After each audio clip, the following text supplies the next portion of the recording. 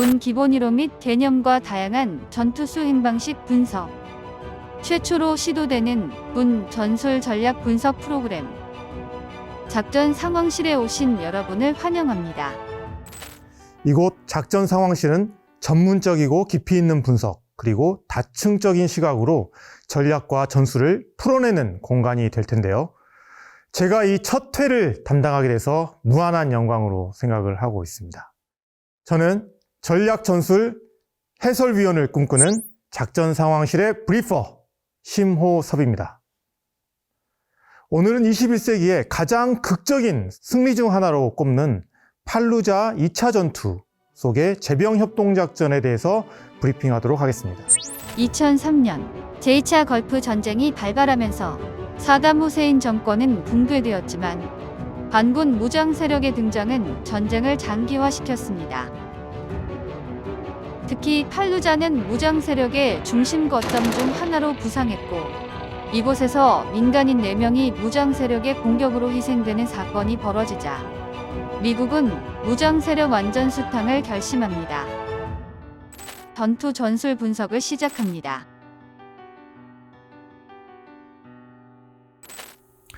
(2004년) 이라크 전쟁 당시 팔루자 전투는 대규모 시가전이었습니다. 사실 첫 번째 팔루자 전투는 실패였습니다.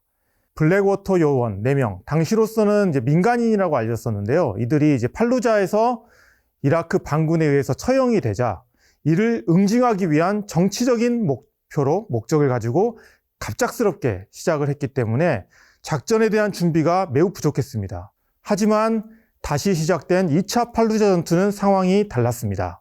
미군과 그리고 영국군, 이라크군까지 연합으로 참여를 하게 됐고 준비 단계부터 매우 철저했습니다. 특히 훈련을 치밀하게 했고요. 1차에서 왜 실패했을까? 상대가 어디 숨어 있는지는 몰랐다. 그렇기 때문에 정보 수집을 정말 철저히 했습니다. 그리고 작전 전부터 민간인들을 대거 다 소개를 해서 민간인 피해를 최소화하고 그리고 무장 세력과 분리시켜 놓는 조치를 하게 됐죠. 그리고 실제로 작전 과정에서는 보병과 기갑, 그리고 하나 더 하자면 포병까지 이 모든 병과들의 제병 협동이 작전의 핵심이 되게 됩니다. 자, 여러분 일단 한번 팔루자 지도를 한번 보시겠습니다. 저 보이는 강이 유프라테스 강인데요. 그 동안을 따라서 이 서쪽에는 조란지구가 있고요. 그 다음에 이 조란지구 동쪽에는 산업지구가 보입니다. 이 조란지구 같은 경우는 팔루자의 구시가지라고 보시면 돼요. 아주 오래되고 인구가 밀집한 또 인구 밀집 지역인데요. 여기에는 특히 이제 모스크가 무려 200여 개가 있을 정도로 종교 시설도 많았다라고 보시면 될 것 같습니다. 이런 곳이었기 때문에 미군은 이 졸런지구가 반군의 지휘 통제본부, 즉 이 헤드가 있는 곳이라고 생각을 했습니다. 그렇기 때문에 빠르게 이곳을 확보하는 게 이 작전의 최우선 목표가 됐던 겁니다. 투 트랙으로 볼 수 있을 것 같아요.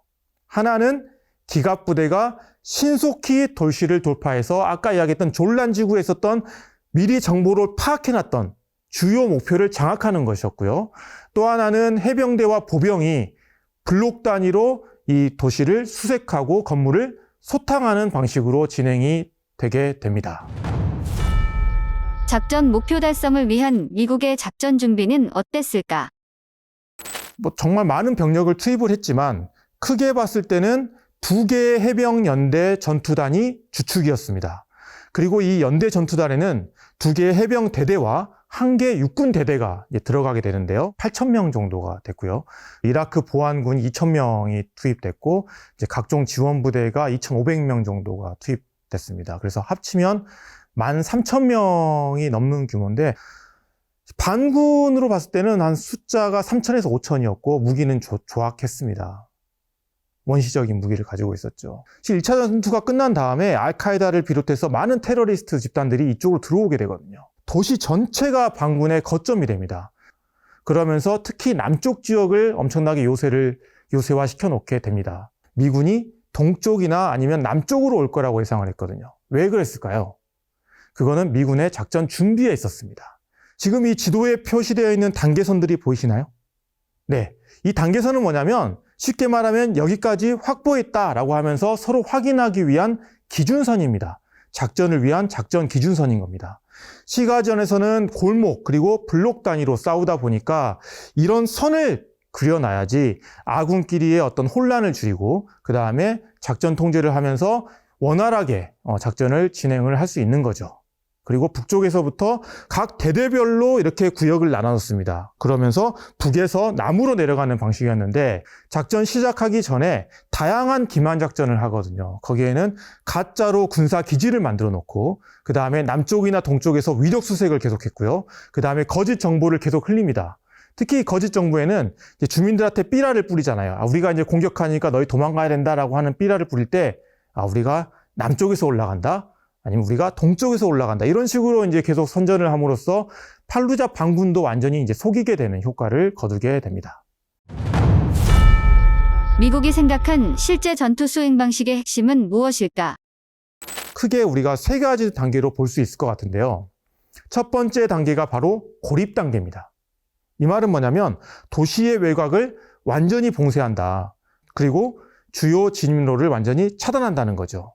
그래서 이번에는 확실히 외곽을 포위해서 반군의 증원과 보급을 차단해서 그 팔루자 안에 있는 반군을 고립시키게 됩니다. 고립을 시켜놨다면 두 번째 단계는 뭐냐면 바로 돌파하는 단계입니다. 보병만 들어가면 위험할 수 있으니까 밖에서는 장갑차나 전차가 외부 화력을 지원해주고 방호를 지원해주는 그런 역할을 하게 됩니다. 기갑 여단이 투입돼서 지원해주는 역할로 이제 전차는 운영이 됐고 장갑차 같은 경우는 각각의 보병 대대에 이제 배속돼서 운영이 됐는데 조금 우리가 한번 생각을 해봐야 될 게 이 많은 병과들을 연대에 지금 다 같이 넣었다라는 거예요. 일단 시스템으로 묶어놨다라는 게 가장 큰 특징이 있었던 것 같습니다. 그래서 초기 작전을 하는 모습을 보면은 공병이 장애물을 제거하면 M1 전차나 브래들리 장갑차가 선도하면서 보병이 따라가서 진입로를 열었습니다. 특히 브래들리에 달려있는 25mm 기관포 같은 경우는 담장이나 벽면을 사격해서 새로운 돌파구를 만들기도 했고요. 필요한 경우에는 전차나 장갑차가 직접 담장을 이렇게 밀어가지고 벽을 무너뜨리고 그 다음에 전차포나 공병의 폭약으로 출입구를 개척하기도 했습니다. 이 마지막 단계가 정밀 소탕 단계입니다. 아까 이야기했다시피 블록 단위 그리고 건물 단위로 이 정밀 소탕 작전을 하게 되는데 이거는 즉 점령과 수색과 제압을 반복했다라고 보시면 될 것 같습니다.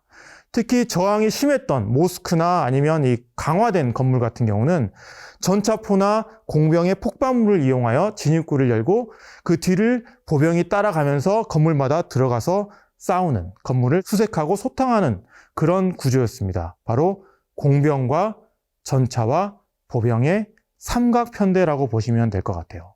그런데 점점 작전이 진행되면서 요새화된 건물에 대해서는 직접 돌입하기보다는 위치를 확인한 다음에 포병이나 항공 화력을 이용해서 이 건물들을 제압하기로 했습니다. 즉 도시 보존이나 아니면 파괴 이런 것들을 감수하더라도 아군의 희생을 줄이겠다라는 현실적인 선택이었다고 볼 수 있을 것 같아요. 그래서 결과적으로 연합군이 2004년 12월 말까지 팔루자 시가지를 완전히 이제 장악을 하게 되는 거죠. 그래서 현재까지도 이 전투는 지금 우리 현대에서는 사실 시가전 혹은 도시작전이 너무나 중요하다라고 이야기를 하잖아요. 근데 이런 어떤 도시작전에서 철저한 준비, 그리고 압도적 화력, 그리고 제병 협동의 결합이 필수적이다라는 어떤 그런 교훈을 남긴 전투라고 볼 수 있을 것 같습니다. 최종적으로 팔루자 전투에서 승리한 미군, 어떻게 평가할 수 있을까? 그런데 이제 저희가 이제 팔루자 전투를 보면은 대단히 성공적이라고 이야기를 하잖아요. 6주 만에 끝났죠. 사실 모술 전투에 비하면 엄청 금방 끝나고 미군의 사상자도 한 전사자가 한 100명 정도면은 이건 되게 선방한 그런 전투인데 우리가 이제 팔루자 전투 이야기를 할 때 어떻게 그렇게 쉽게 했을까를 좀 이야기를 할 때 하나 좀 전제 조건으로 삼아야 될 게 뭐냐면 팔루자라는 도시가 되게 작습니다. 그러니까 서울이 팔루자보다 25배 크다고 보면 되고 팔루자가 서울보다 25배 작다라고 보시면 됩니다. 인구도 팔루자가 되게 작습니다. 지금 한 30만 정도 되는데 이때 다 인구가 뭐 다 소개됐잖아요. 그래서 뭐 몇천 명밖에 안 남았고, 뭐 반군 규모도 뭐 3천 명 정도밖에 안 됐기 때문에 사실 미군 입장에서는 좀 비판받는 부분이 분명히 있어요. 왜냐하면 건물을 막 파괴를 했잖아요. 포병으로. 백린탄도 쓰고 뭐 했던 그런 부분들이 있는데, 그게 한편으로 가능했던 게 뭐냐면 팔루자가 거의 비어있는 도시였기 때문에 한편으로는 가능했다라고도 볼 수 있을 것 같습니다. 물론 미군이 블록 바이 블록, 빌딩 바이 빌딩으로 일일이 들어가서 수색한 부분도 분명히 있지만, 그리고 재병 협동을 잘한 부분도 있지만, 팔루자의 규모 자체가 그렇게 큰 도시가 아니었기 때문에 이 재병 협동이 효과적으로 이루어질 수 있었다, 이렇게도 볼 수 있을 것 같아요. 도시전은 재병 협동 전술이 핵심일까? 지금 우리 현대에서는 사실 시가전 혹은 뭐 도시작전이 너무나 중요하다라고 이야기를 하잖아요. 어떻게 싸워야 됩니까? 이 시가전에서는 건물 하나하나 혹은 건물 사이 그 골목길에서 전투가 벌어진다는 거죠. 공격하는 입장이 지극히 불리합니다. 방어하는 입장에서 너무나 유리한 전투인 거죠. 그러면 공격하는 입장에서는 뭔가를 그래도 방법을 강구해야 되는 거 아니겠습니까? 그렇기 때문에 시가전에서 재병 협동의 중요성도 점점 더 강조되고 있는데요. 이 시간에는 그 개념과 핵심을 우리가 조금 더 짚어보도록 하겠습니다. 재병 협동, 영어로는 Combined Arms라는 개념입니다.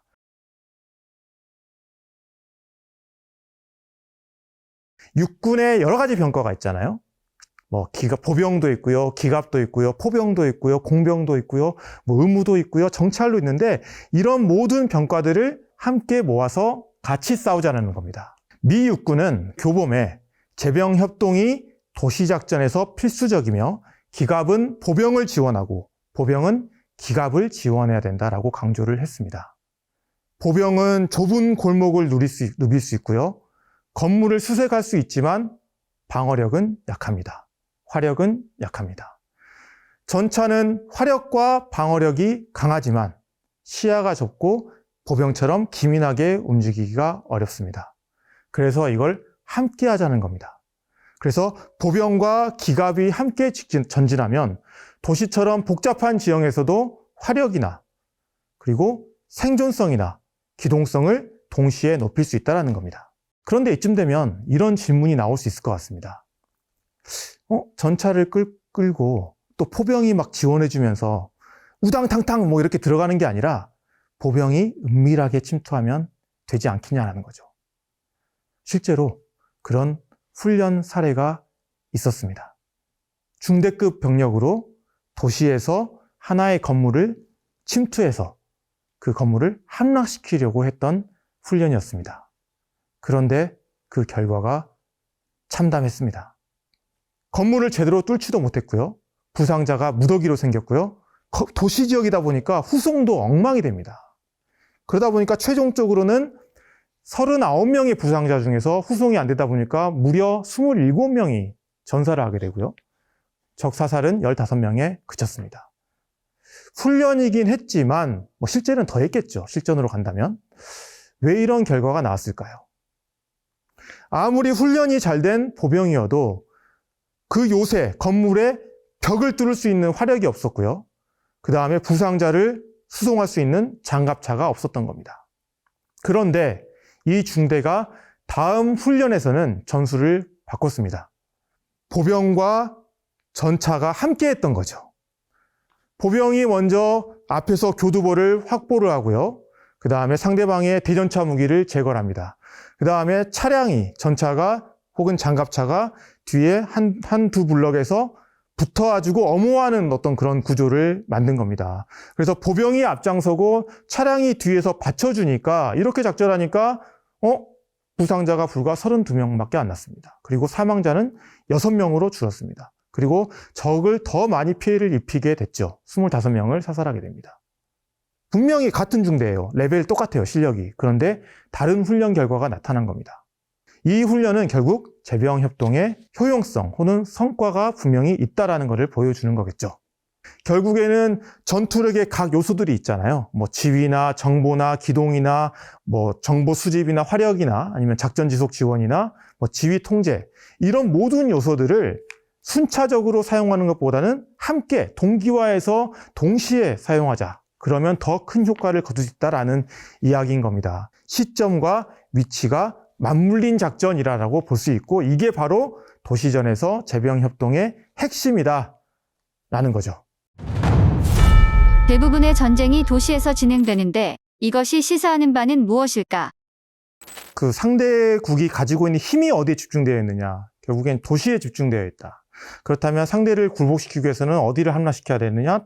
도시를 함락시켜야 된다. 이런 이야기들이 나오는 거죠. 러시아 우크라이나 전쟁에서도 마찬가지고요. 처음에 러시아가 키이우를 함락을 못 시키면서 결국 이 전쟁이 장기전으로 치닫게 되잖아요. 그다음에 현재 이스라엘과 하마스의 전쟁을 놓고 보더라도 이스라엘이 지금 가자시티를 함락시키지 못하고는 이 전쟁을 끝낼 수 없다라는 생각을 이스라엘이 하고 있기 때문에 결국엔 또 하나 이제 시가전이 일어날 수밖에 없는 이제 그런 상황에 직면해 있는 것 같습니다. 아파트, 빌딩 이제 이런 데가 요새화되기 시작하면은 이거는 지금 미군이 했던 그런 소탕 작전보다 훨씬 더 많은 노력이 필요할 것 같습니다. 근데 미군 같은 경우는 주로 어때요? 공격만 생각을 해왔던 거죠. 어떻게 하면 이 최소한의 피해로 이 도시를 점령할 수 있을까를 고민을 해왔는데 우리는 공격뿐만 아니라 방어도 함께 고민해야 되는 이제 그런 상황인 것 같고 옛날처럼 고지에서만 싸울 것이냐. 과거에는 도로도 한정적이었잖아요. 그래서 도로에 뭐 용치 같은 거 만들어 놓고 대전차 장애물 설치해 놓고 축선에서 어느 축선에서 이렇게 섬으로 방어하면 된다라는 그런 관점이었는데 지금은 그런 거점마다 다 뭐가 있습니까? 엄청나게 큰 도시들이 있잖아요. 그게 이제 우리 입장에서는 준비를 해야 된다는 거죠. 그러니까 기존에 있던 작전이나 전쟁은 완전히 달라질 수 있거든요. 팔루자에서 어느 정도 입증한 바대로 상대방의 건물을 그냥 다 부셔버리는 것도 방법이겠죠.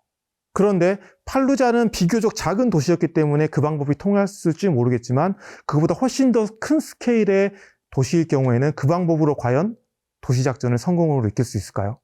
게다가 그 방법을 쓰다 보면은 자연스럽게 상대방의 민간인 피해가 늘어나게 되고 전쟁이 끝나고 혹은 전투가 끝난 다음에 도시는 완전히 황폐화돼서 그 비난 여론은 어떻게 감수를 할 수 있겠습니까? 팔루자 전투에서도 마찬가지였습니다. 미군이 전술적으로 대성공을 거두었죠. 하지만 이때 여러 가지 비난을 받은 것도 사실입니다. 그리고 이 전투 이후에 이라크 전쟁은 더 종잡을 수 없는 혼란의 소용돌이로 빠져들어가거든요. 그렇게 따지고 보면 팔루자 전투가 결코 이 전쟁의 차원에서는 이 전략의 차원에서는 성공적인 전투라고 말하기도 한편으로는 어려운 게 사실입니다.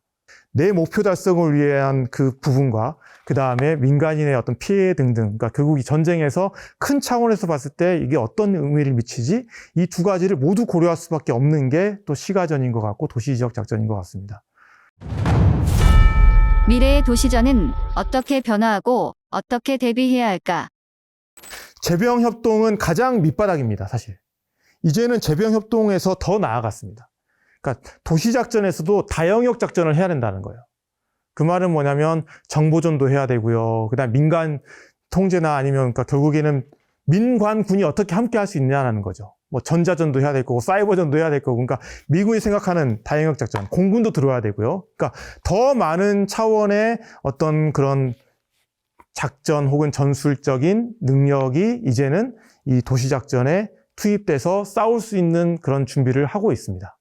그래서 이 시기, 2004년의 시기에 놓고 봤을 때 어번 오퍼레이션 도시작전이 재병협동이 중심이 됐다면 지금은 재병협동은 이제 기본이다. 그리고 거기에 더 나아가서 각 병종, 육군과 공군과 해군까지 심지어 이제 사이버전 이 모든 영역을 어떻게 다 통합해서 이 도시지역 작전에서 싸울 건지를 이제 고민하는 상황인 것 같습니다. 전쟁이라는 게 이게 예상과는 많이 다르게 항상 흘러가잖아요. 평소에 얼마만큼 준비를 많이 한 쪽, 실전과 같은 훈련을 많이 하고 그런 것들을 연습을 많이 한 측이 그나마 그런 혼란을 줄일 수 있다라고 생각을 합니다. 그 팔루자 전투의 이제 수기를 읽어보면은 사실 미군 같은 경우도 동료의 죽음을 많이 맞이를 했던 것 같습니다. 특히 한 중대의 경우는 중대장이 전사하고 그 다음에 부중대장이 전사하고 지휘자들이 차례로 전사하는 과정에 처음에는 모두가 다 공황에 빠졌지만 그래도 그 건물에서 임무를 완수했던 게 지금까지 함께 해왔던 팀워크, 내 동료에 대한 믿음으로 극복했다라는 이야기들을 많이 하더라고요. 그런 믿음을 가지고 그러니까 서로 내 동료를 어떻게든 내가 지켜야 된다.